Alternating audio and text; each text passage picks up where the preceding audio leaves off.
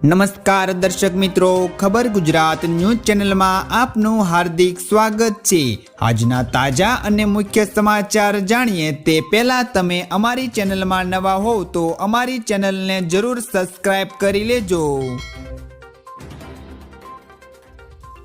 તો મિત્રો, સૌપ્રથમ આજના તાજા સમાચારને લઈને વાત કરીએ તો નવસારીમાં આબ ફાટ્યું। નવસારીમાં છેલ્લા 24 કલાકમાં 16 ઇંચ વરસાદ ખાબકતા અડધું શહેર પાણીમાં ગરકાવ થયું છે। શહેરના અનેક વિસ્તારો બેટમાં ફેરવાતા જનજીવન પણ પ્રભાવિત થયું છે।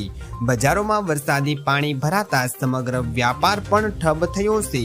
વરસાદના પગલે નદીઓમાં પૂર જેવી સ્થિતિ સર્જતા નદીના પટના લોકોને નદી નજીક ન જવા સલાહ પણ અપાઈ છે। જો કે આ આફત વચ્ચે આજે રેડ એલર્ટ અપાતા તંત્ર હાઈ એલર્ટ પર છે। તો મિત્રો, ત્યાર પછીના સમાચારની વાત કરીએ તો હુન્ડાઈ ક્રેટા પર 95,000 રૂપિયાની છૂટ। હુન્ડાઈ ક્રેટા ખરીદવા ઈચ્છુક ગ્રાહકો માટે કંપની ખાસ ઓફર લઈને આવી છે। પેટ્રોલ વેરિયન્ટ પર કુલ 95,000 સુધીનો લાભ મળે છે, જેમાં કેશ ડિસ્કાઉન્ટ, એક્સચેન્જ કેમ્પેજ અને અપગ્રેડ બોનસનો સમાવેશ થાય છે।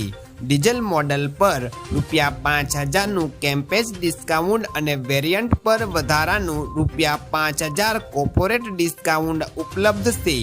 17 થી 21 કિમી પ્રતિ લીટરની માઇલેજ સાથે એરબેગ અને સનરૂફ જેવી સુવિધાઓ ક્રેટાને આકર્ષક બનાવે છે।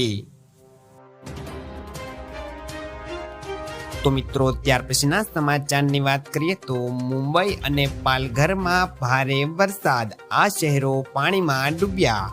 મહારાષ્ટ્રની રાજધાની એવી મુંબઈ સહિત પાલઘર જિલ્લાના વસઈ વિરાર વિસ્તારમાં સતત ભારે વરસાદ વરસી રહ્યો છે।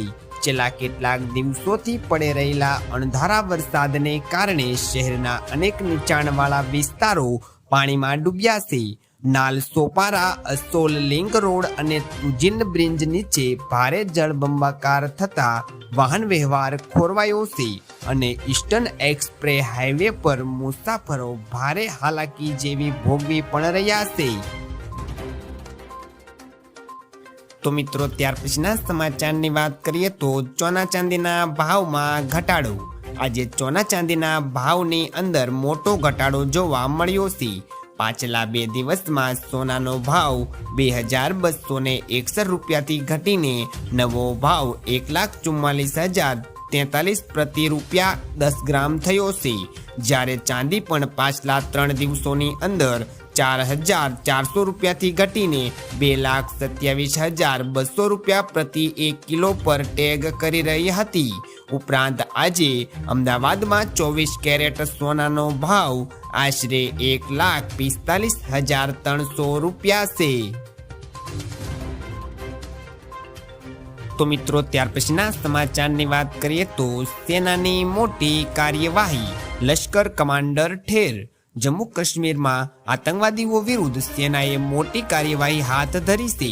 શોપિયામાં લશ્કર કમાન્ડર એવા જાકીર ગનીને ઠાર કર્યો છે। પહેલગામ હુમલામાં તેમનું નામ યાદીમાં સામેલ હતું। એન્કાઉન્ટરના 4 દિવસ બાદ તેમનો મૃતદેહ આજે મળી આવ્યો છે। કાલ રોજ સુરક્ષા દળોએ 2 આતંકવાદીઓને પણ જોયા હતા।